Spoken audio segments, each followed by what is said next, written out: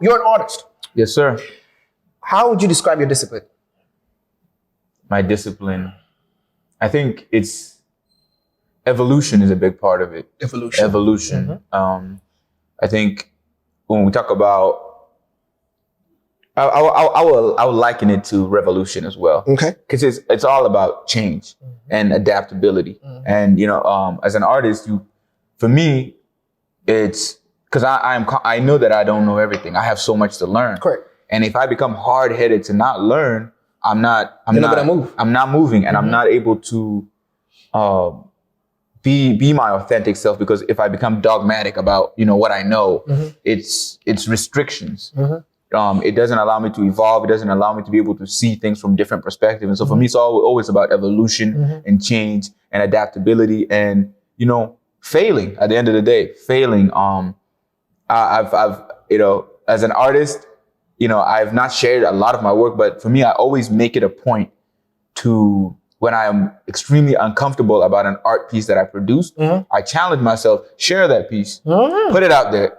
I remember when I reached out for, by the way, thank you, man, for coming out. We had 𝐷𝐿𝐒𝐄 or one of our first yeah. That was great. You came, you actually shared with us a lot of pieces that you have not really shared with the world. Guys, go check it out on YouTube. Born to Win, Latio's live performance over there. Y'all did amazing, man. You know which bit I like the most? There were 2 bits. Actually 3 bits. The first bit, you brought a flag. Yes, sir. You brought your home to us. When we were in the village back then, people would walk in with gifts. I'm just letting you guys know, this is my peacock. So you had your flag over there. Number 2, you took off everything. You're like, now this is me. This is almost the vest I used to wear, but let me take myself back there. When you grabbed that guitar, I was like, man's is taking off. How was the experience to Born to Win? How was it for you? Oh man, on that night? Yeah. Oh my gosh, bro. I showed up early. You came even before me. First, I'm not missing it because I just, I was excited, man. I have to say that I was really excited, and I think it was something special because the pieces that I ended up sharing with everybody. The guitar piece is one of the oldest pieces that I actually the oldest pieces that I presented that night. Yeah, and it's in evolution and it has its own story. But then the raps were the new part of it. The new spoken word energy. Exactly, and I was excited to share those pieces and test my mettle again. Like I said, I create, but then if I find myself being uncomfortable or having anxiety, I put myself out there and I share that piece. And some of the message, especially that I share, I didn't know how it was going to be received, but just to be able to speak it, share my voice, and was something that was very, very exciting for me. And I was really grateful. And I was early. I'm like, I'm not going to make you wait. I'm going to make sure that everything to the best of my ability. I'm going to put my best foot forward. And so I do appreciate that, man. Started off, Black History Month off right. Started off right. For people aspiring to be like you, can you walk us through your creative process when you're composing music? How do you draw inspiration from maybe your personal experiences or your cultural? What inspires you to write when you're either in the back room, basement, rooftop, bush? Wait. How do you write? So one of my teachers in the past told me, good writers have good memory, first of all, but also you write down a lot. So I am constantly writing. I have so many different poems, and a big part of why I write so much and take so many notes is because I feel a lot. And I think as an artist, you're an empath. We feel a lot. And, for me, it's part of, processing all my emotions and things like that. But I'm constantly thinking of how can I say, I have messages that I want to share with people. I have truths that I want to be able to put out there so that they last. And so now that's where the artistry comes in, is how can you produce something that is timeless? And it's, when you're producing, how do you produce something timeless? That's where, I've also learned you make a lot of mistakes. You shouldn't be afraid, because you could put out, 100 pieces, but only 2, 3, 4, 5 of them end up meeting that standard for yourself, So for me, it's just about making the mistakes, finding my emotions, and just letting life inspire me, man. There's, especially the times that we're living in right now. there's 1,000 things that can inspire you from different angles. From very different angles. And so just being open as an artist, just being open, not closing off avenues of inspiration, not allowing fear and doubt and anxiety to dictate what you're writing. To dictate what I write. Yeah. And to just put it out there. Even I write a lot for myself, and I do like it when I produce something that's really cool. I'm like, I find that really cool. And so I enjoy it. You know, it's not necessarily always about other people or sending a message to other people. It's finding an enjoyment about what I've created. And for you, it's a healing thing. I think I told somebody it's like a placebo pill for me, because I want to go back. I want to. Some days I have really bad days, and I want to look back at my art as my sativa, like to numb my pain. You know what I'm saying? That's my thing. It just serves a lot, especially from our community that we don't go to therapists as much. Therapists are like $250 a week. Nobody has $1,000 every month to go have your feelings like reversed. So it's good. It's good. Thank you for bringing that point. And as an artist with roots in Sudan, there are a lot of complex issues that I feel like our art should start addressing. Back in the day when I used to make music, I was influenced by Jamaican, Caribbean people, but it was more like I was in my 20s. So my music was more like entertainment, you know, girls, you know, adolescents, you know, things about the loins, you know, loin shake that thing. Shake that thing, you know. But how do you address the complex and often devastating issues of, you know, both of us know what war is about.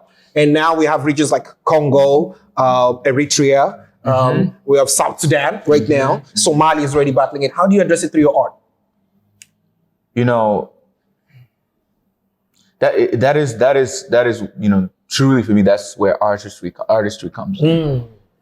It's how can you take such heavy topics? Because at the end of the day, we're all feeling these heavy, you know, heavy vibes. Especially if your family's still back there. You know what I'm saying? And so it's like, you know, you don't want to always be thinking about, you don't want to be thinking about it in a way that brings you down.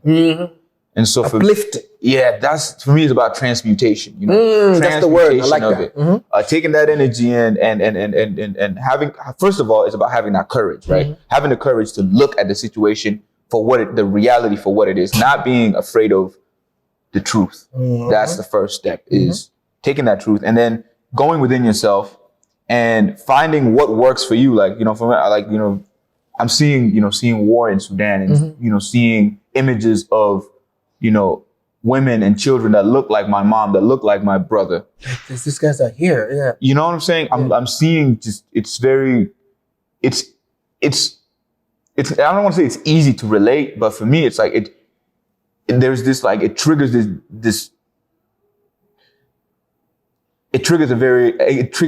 type of anxiety within me, and it motivates me to not want to see these things again. And that's where the transmutation happens, where it's like, I don't want to see these things again. And so now how do I make sure these things don't happen? And so that's where the magic begins for me. It's like, okay, I'm creating this, you know, this rap. How can I play with these words to be able to make them sharp so they can cut through the veil, you know, just to get to the point, but also empower you, like, hey, you know, we see these things happening, but I'm a product of what is going on there right now, but I'm still standing here. Which means there's gratitude and there's hope. There's hope. That's a big part of it. It's like transmuting it, creating that sense of there is hope. You can. So I remember, a while back, I was on a different podcast, and one of the big things, and I had been pushing, you know, after the pandemic and witnessing the powerlessness that a lot of, you know, if you're out there in the street marching, protesting, talking to city officials, talking to everybody, when you're seeking change and you're not seeing the change, what do you do next? That's a question that I grappled with, and it really broke my heart that there isn't, you know, a sense of responsibility or, you know, that comes with people who have power and position. They're not very responsive to the needs of the people. And so the message that became clear to me that I had to push for myself, but then to share with other people too, is that we have value within us. We don't always have, you know, nobody truly has monopoly on power. You can be a kid from a refugee camp. You can be a child of war. You can be a child of all types of abuses, but that never takes away the fact that you still have power within yourself. Have power, yeah. you always have that power, and it's just about cultivating it. And so I was like, oh, it's value within, and that's the transmutation that I seek to cultivate within myself. Never lose sight of the power that exists within me, and then setting, it's like a candle. I put my candle next to your candle gets lit, and now you manage your own energy. It's not for me. It's not it's not about taking other people's energy or taking other people's power, because that already happens enough. It's about lighting my own candle, helping you light your own candle. I like and now everybody, we have a room full of light. Exactly. We can all contribute to just lightening the mood, changing the scenario and situations that we're in, no matter where you come from. And that's a part of my, putting that on it. Do you believe music and art helps us raise awareness and promotes understanding the challenges that are in between immigrants here and immigrants there? Do you think what we're doing, even with 𝐇𝐎𝐒, the platform, you heard me on my stand-up, I use that a lot. I love the way you said transmutation, because I think you've seen how my comedy is just that. It's just the tragedy you flip. Do you believe through our art and music we are raising awareness in a proper way, or do you think there's more to be done? I think that, when you say a proper way, in my opinion, going back to the evolution thing, what is proper today could be improper tomorrow. What's effective today could be ineffective tomorrow. Correct. There is constant change. And so for me, it's about the message. You can, you're using comedy. I'm using, rap music. We know our other brother, he paints. He paints, I love my brother, yeah. It's about the message, because there are other people doing the same thing, but the message may not be landing too. It may not be landing. And so for me, it's about working with the message. It doesn't matter what venue or avenue you're using to be able to speak. It's about the message. And when you're able to create situations like, opportunities like 𝐇𝐎𝐒 and I, for people to come out and be able to speak and share the truth as they see it. As they feel it. That for me, job done. Job done. You know what I'm saying? You created the opportunity, people came, the energy was created. Now it's it's about empowering other people to be able to now do what you will with what you have experienced. Now you have the tools. You have the tools. It's go shine now. Exactly, man. Exactly, how do you navigate the balance between expressing personal stories and emotions in your music while addressing the broader societal issues like what we have here, displacement in Africa, war and cultural identity? How do you balance the two? You actually mentioned it a little bit in how, you also don't want to always be this pessimistic energy in art. Your medium has to show both. Yeah. But how do you balance? Because the writing also, even in your poetry, do you adjust your writing based on the audience, or you find a way to, how can I put that? I understand what you're saying. I understand what you're saying. For me, I think about my audience a lot. Yeah. I think for me, once the inspiration lands on me, outside of everybody else, something becomes pertinent within myself. I have to speak about this, right?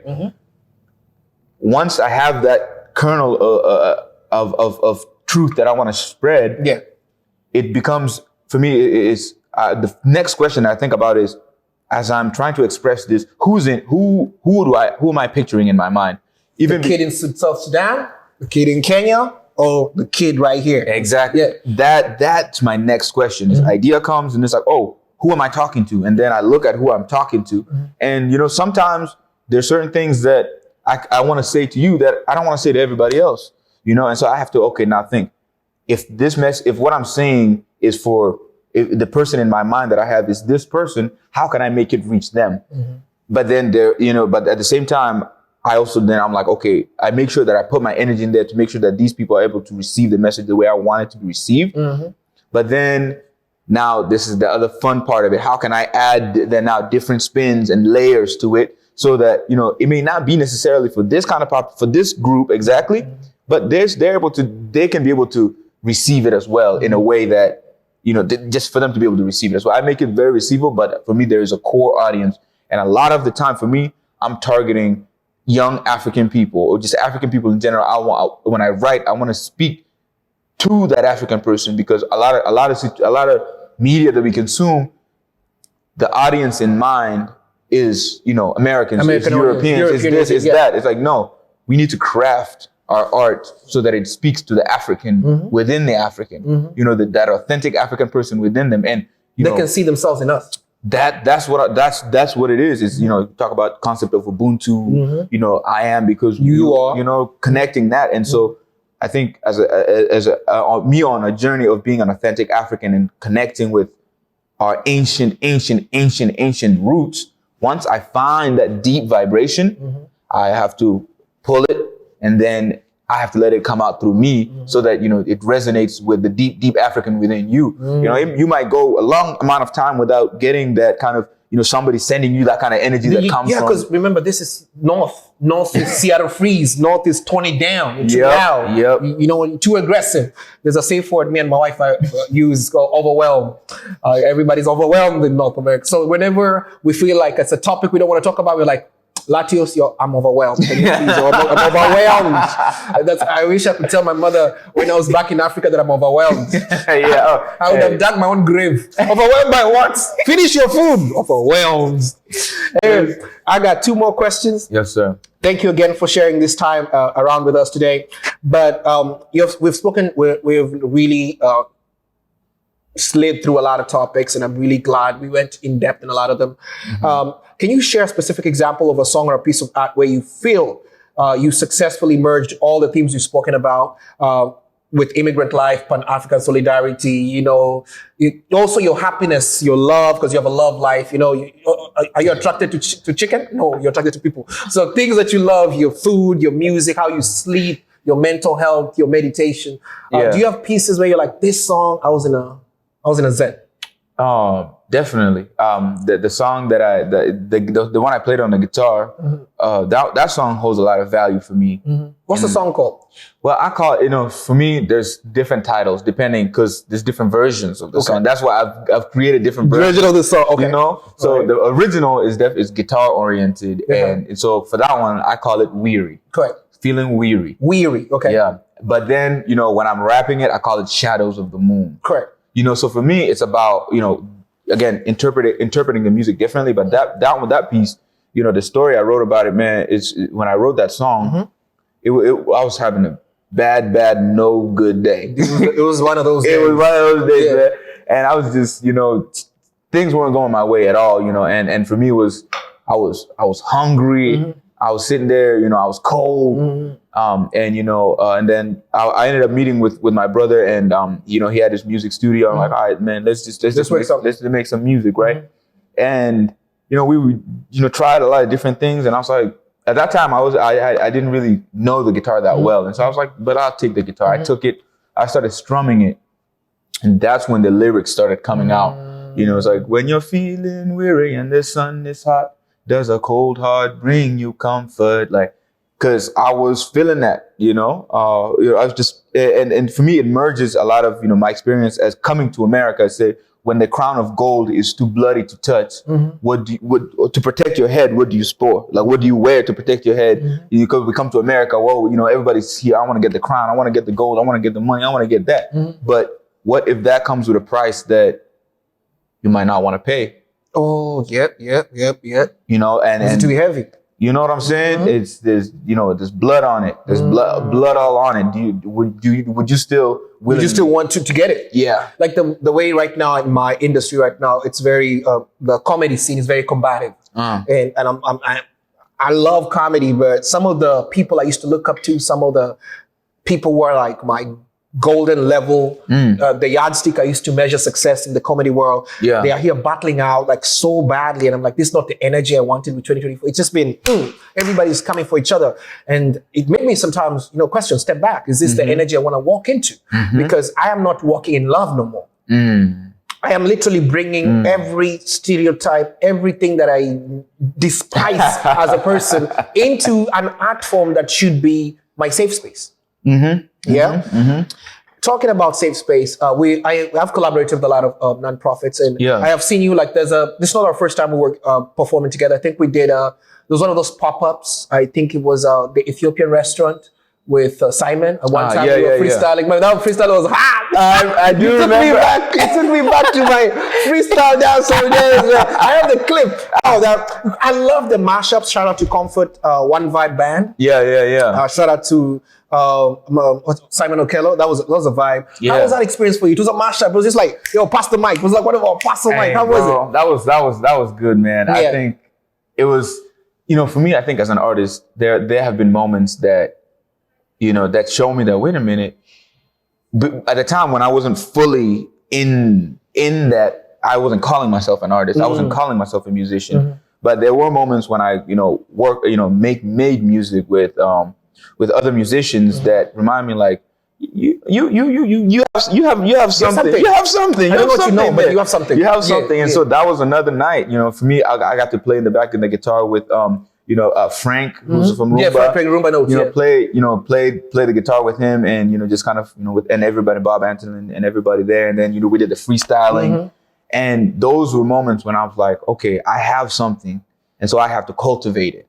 And I think all artists, especially young people, or if you don't have a lot, if you don't have a lot of inspiration around you, being around other artists or people who are pursuing similar things can give you that confidence of, wait, I do have something and it's of value because I'm around these other people as well who are doing similar things. And, I belong in a space. You're around family. This is my community right here. So that's huge, man. That's huge. Even that restaurant, the piece that was painted on the wall was by our brother Edimbo. Yeah. Shout out to Edimbo. Shout out to the brother, man, always. And so it's just about recognizing those moments that can give you, a sense of place. Inspiration to continue pursuing your art. It's huge, man. It's huge. So yeah, shout out to them. And I know you guys, Madaraka Festival. Yeah. We're about to bring Madaraka Fest city to city. But I'm gonna keep that on wraps though. But the flyers are out. And talking about social media, where can they follow you and where can they consume your music or just consume you as an artist? Like where can they find you? I'm on Instagram mostly. Okay. So that's Latio, Latio. Emmanuel Cosmos. Now you can just search Latio Cosmos. I'm working. That's what I need to tap in with you guys at 𝐘𝐒, developing the artist brand. You know what I'm saying? All the different aspects of being an artist. And for me, workshops are coming. I feel that remember there were like 2 or 3 artists. I don't know if you remember, from Miss E to Jolie, the Jamaican lady. You were part of that school, that institution of artists who have not been on stage in a while. It was purposely like, shout out to Sibo. When we were deciding like the artists, we were like, there's a lot of magic that has never seen the light. Jolie had not been on stage for like, 3 years? The other, Miss E just came back here from California. So there was this like needed moment of commune. Come together and me too. I hadn't been on stage for a while. Let's bring this some magic stuff because there are already people on the streets, bro. But let's resurface and re-energize. There's a purpose of let's reawaken. I think that was my whole direction with 𝐘𝐒. Let's reawaken some fires. We don't need new fires. You said something important. Our ancestors already created the template. Are we recreating the template that was already given? Let's go back here and find what we already got. Otherwise, we'll go back to what you say, looking for something, and you're like, "Are you sure you want that?" Is that blood on your hands? Exactly. That's huge, man. I think, and like you're saying, with all the artists coming out for the event at 𝐘𝐒 night. We just had an event on Sunday. I was supposed to be there, but I was recording. I'm sorry, my brother. I'll come to the next one. We're doing another one. Definitely doing another one.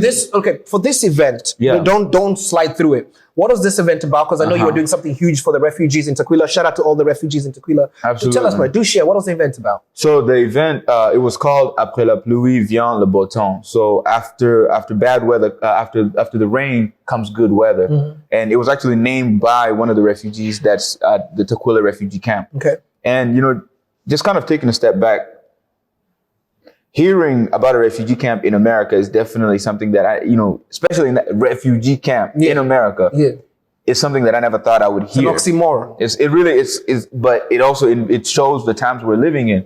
Again, shout out to brother Edimbo. He's the one who, talked to me a little bit about, there are a lot of Congolese, Venezuelan, and Angolan refugees that are, in the refugee camp.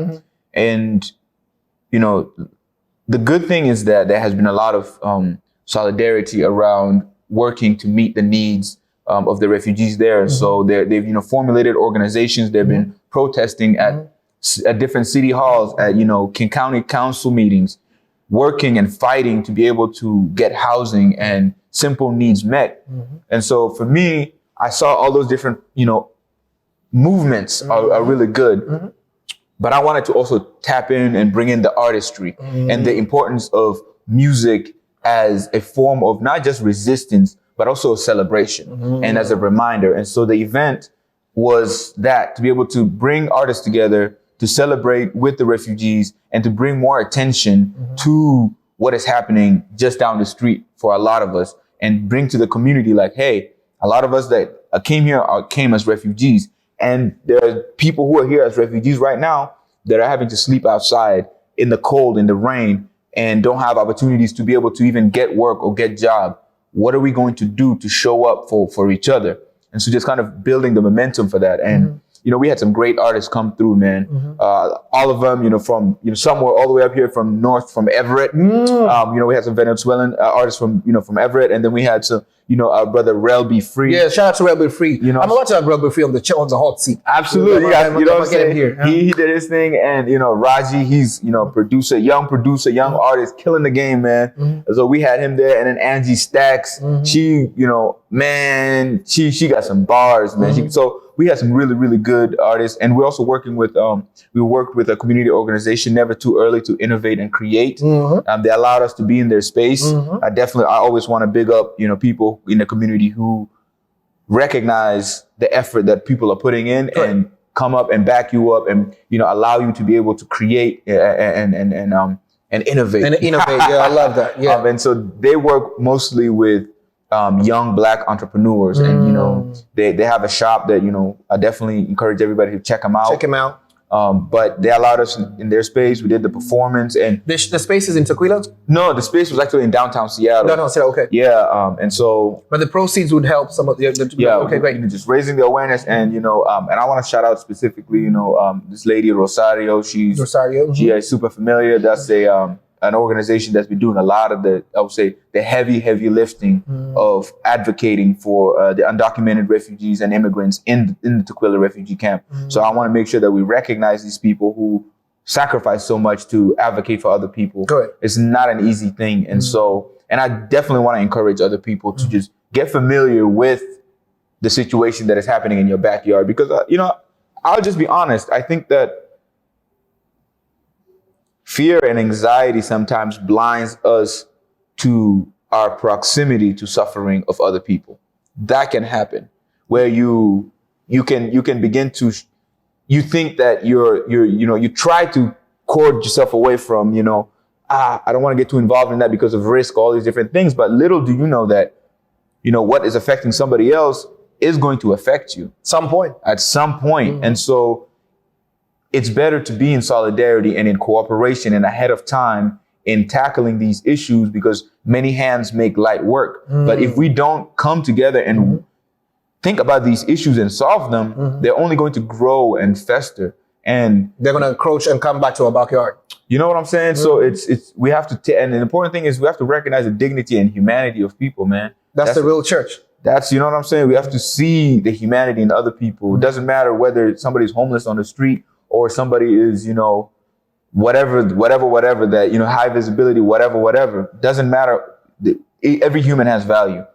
And when we fail to act like people have value, we have already lost a part of ourselves. We've already lost our own humanity. And so it's, for me, at the end of the day, artists, all these things I do is about recognizing my own humanity, but then also making sure that I see other people. I see all your humanity as well. At the end of the day, that's all it is. I hope y'all got that deep.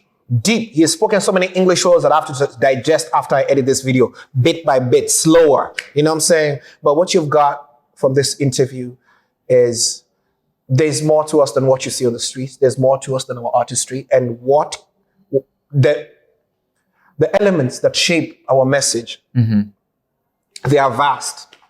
They're from different pockets.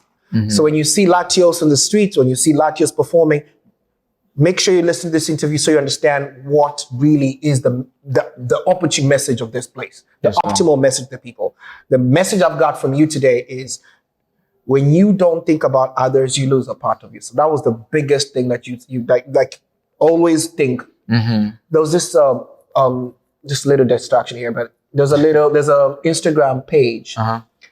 It's about Seattle homeless people. It only shows reels of little messages from Seattle, some of Seattle homeless people. Yeah. So I was living close to Greenwood, Aurora area during the pandemic. Yeah. And there was a guy we used to like have happy hour with. Remember when they had the lockdown? Yeah. So it was a little bar we used to go to. It was a neighborhood bar, so they never allowed anybody else. It was called Hidden Door. So Hidden Door on 145th was a safe hub with this guy. First, good bartender, me and some, remember Kenju? Yeah, I remember And some other guys. We used to go there and just chill out, and some of my cousins and whatever. I saw the guy over there. Literally took only 1 year for him to lose everything. He used to have a nice house by the lake. He used to have a very beautiful girlfriend, blonde girl, whatever. But he like literally saw him there. And I remember his message was, anything you see on these streets, you're literally one emergency away from it. Absolutely.